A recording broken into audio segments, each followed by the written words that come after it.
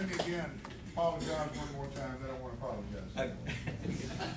I will not tell you anything today that is cheaper than gasoline at $1.80 per gallon. I'm just going to be honest with you. That's true. I testified before Congress 2 years ago before the House Energy Committee, and I told them, I said, probably the best thing to happen in this country is for gas to get to $5 a gallon and stay there for 2 years. There would be so much stuff invented. That's right. That Absolutely. everything would come about. That's The it. congressman jumped in and said, well, I'm sorry, Dr. Ricketts, but if he got that high, none of us would have a job. So another one of my philosophies is there's 999 ways something won't work. There's one way it is. So let me tell you what I'm doing. And listen, let me tell you, I'm for y'all on this hydrogen enrichment. I just want it to work. Amen. I can't get it to work. Yeah. Repeatable results. Yeah, repeatable results. Absolutely. Right. And you that's got There are that, plenty of please, anomalies. There are don't plenty of waste my anomalies. flight down here. Please tell me, because I am, one thing, I am open-minded. I will listen to you. Sure. All right, let me tell you what I'm doing. My goal, my passion, has always to be around engines completely off sun and water. I mean, that's just, I've had that passion since a kid. I ran my first engine off of pure water on October 14th, 1987. How to do it? I looked in a MasterCard catalog and I bought a dental torch. It says, safe enough to run in any high rise in New York. I said, well, by gosh, if they can do teeth and braces off of hydrogen, I can run the engine off hydrogen. That's right. So I took that dental torch, took a little 8-horse Briggs engine, converted it to propane, stripped that electrolysis, that dental torch down to the basic electrolysis part of it, and it didn't work. I said, well, maybe it's not getting enough hydrogen. So with the big high-tech budget I had, I got a balloon and 2 pieces of plywood. So we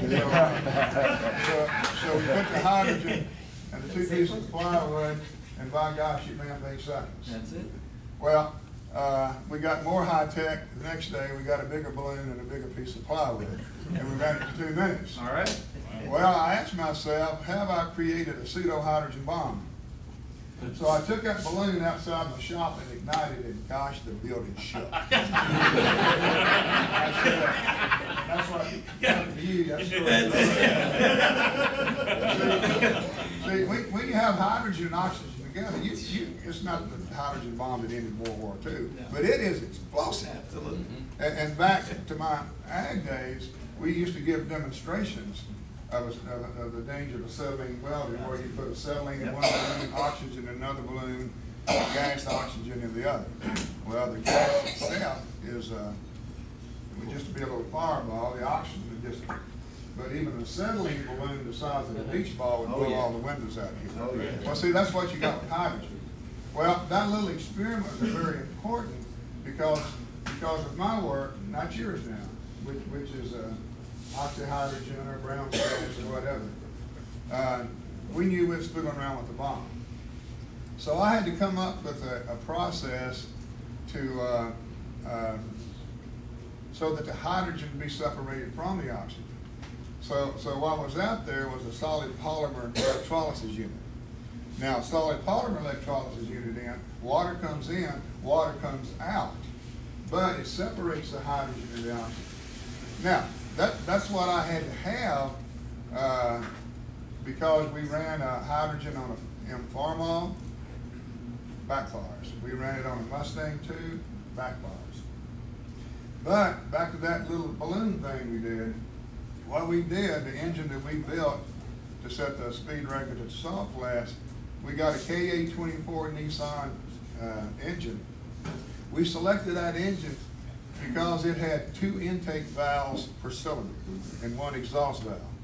Again, using our big high-tech budget, we used JB Well and built a wall between the 2 intakes.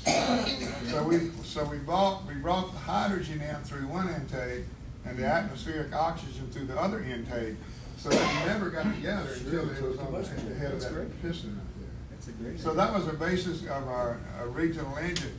Gosh, I give 3 presentations this week. That engine has never failed to start in 18 years, except for one time, and the guy that built it, I called him back in. There's a little old connection we did in 2 minutes. So yeah, it works and it sounds good. Now, and this is the same issue that y'all are having with the carbureted vehicles and the computer vehicles. Now, my vehicle, we stripped out all the stuff and it had no computer on it. So we did okay. But since we've been working with vehicles lately, is that I am having a